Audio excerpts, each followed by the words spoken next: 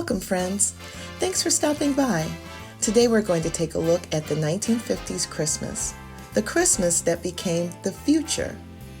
There have been few periods in human history that have brought about as major changes as the mid-20th century. A big change that was brought about during this time was how we have come to celebrate the Christmas holiday. Let's take a look at a 1950s Christmas and its parallels to a modern Christmas. The 1950s were a time of pride within the American culture. The space race was starting and World War II had just ended. Families were prospering in ways that had not been possible before. There was enough food on the tables, people could afford cozy, neat homes in residential neighborhoods, shopping became a popular pastime of American housewives, and middle-class families were able to live better than ever before. That extra money that people had brought about a new level of consumerism that had marked the second transitional change in the way that we celebrate Christmas. In her book, Mid-Century Christmas, Holiday Fads, Fancies, and Fun from 1945 to 1970, Sarah Archer argues that the mid-20th century was the second time that Christmas has changed.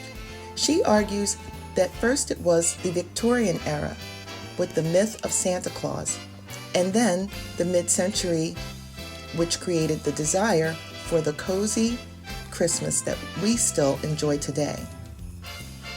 A look at mid-20th century Christmas traditions.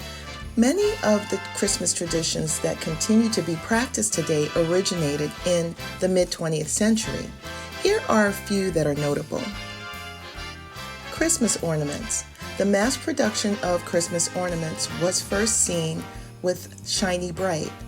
During the 1930s, all of the ornaments that were purchased were hand-blown in Germany.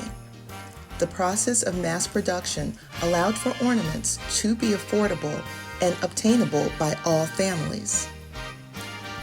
The tinsel tree offered a space-age adaptation to an old classic and has since become the main defining decoration of the mid-20th century. Nativity sets. Plastic began finding its way into everything in post-World War II America, and Christmas decorations were no exception. Dime stores such as Woolworths and chain department stores such as Sears and Montgomery Ward began selling inexpensive plastic nativity sets with figures of the Holy Family, including Joseph, Mary, baby Jesus, animals, angels, shepherds, and the three wise men. Over time, these plastic sets replaced those made of chalkware, sculpted gypsum, that were introduced in the 1930s. Baby boomers also recall inexpensive one-piece molded plastic nativity sets from their childhoods. These sets now fetch good prices on internet auction sites like eBay. As young parents, many boomers have collected nativity figures from the Fontenay collection and or have purchased sets made with smooth olive wood from the Holy Land. In addition, they have purchased sets that little hands can enjoy without worry. Some of the favorite toy nativity sets for children over recent decades have been the Fisher-Price Little People's Nativities and the Peanuts Nativities. Crafting was popular. Magazines at the time show all of the unique crafts that women could make within their own homes. A lot of the crafts featured used aluminum foil as it was being heavily produced post-war.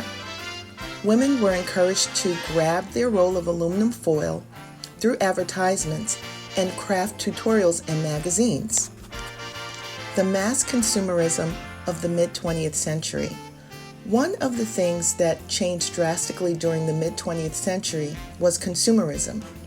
This is especially true when it comes to the Christmas season. Advertisements flooded newspapers and magazines with all of the latest gadgets that men, women, and children needed for the holiday. Men were encouraged to spoil their wives with a practical gift that would make their life easier, like the folding table and chairs or serving carts from Costco, as well as new gadgets like electric knives or the dishwasher, a unique contraption that was made to help make doing dishes easier. One unique ad that ran was for the Westinghouse sun lamp in the Life magazine published on December 8, 1952. The ad shows a very tanned woman with her husband and a pale, jealous wife in the background with the caption, "Give June a tan for Christmas." Women were encouraged to buy men gifts that would help them relax after their hard day at work, like El Producto cigars and a small tree band portable radio. Advertisements also showed men who were overly excited receiving clothing, often clothes that were appropriate for the office. This shows the desire that people had to obtain office jobs, as they were considered to be the ultimate positions for people. Parents were encouraged to buy children the latest toys, whether they be dolls or science kits. Younger children would squeal with delight for a rocking horse or Tinker toys.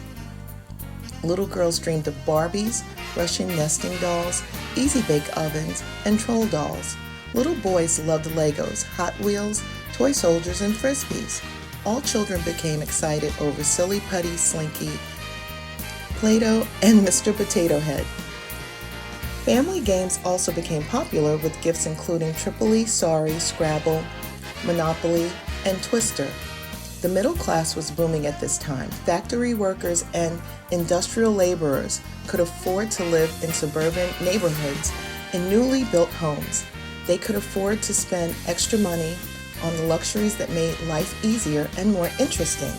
This led to the desire to provide things and experience for their children that their own parents, raising them during the Great Depression, could not have done.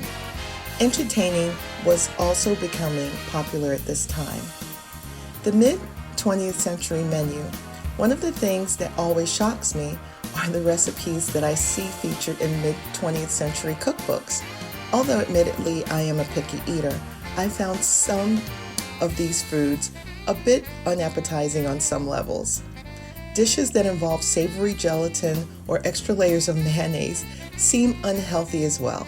One notable advertisement featured an Oscar Mayer Wiener tree, which was a cone with broccoli and assorted cocktail weenies, hot dogs, and other processed meat items decorating the tree.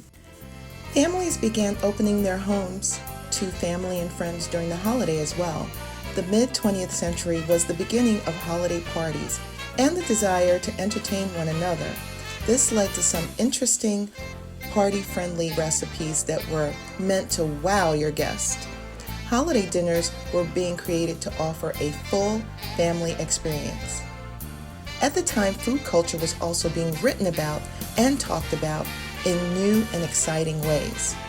In many forms of media, including newspapers and magazines, Christmas dinners were advertised and menus were created. Food Timeline posted a number of holiday menus and posted them on their website. The 1947 White House Christmas dinner was a simple menu that was posted in the New York Times.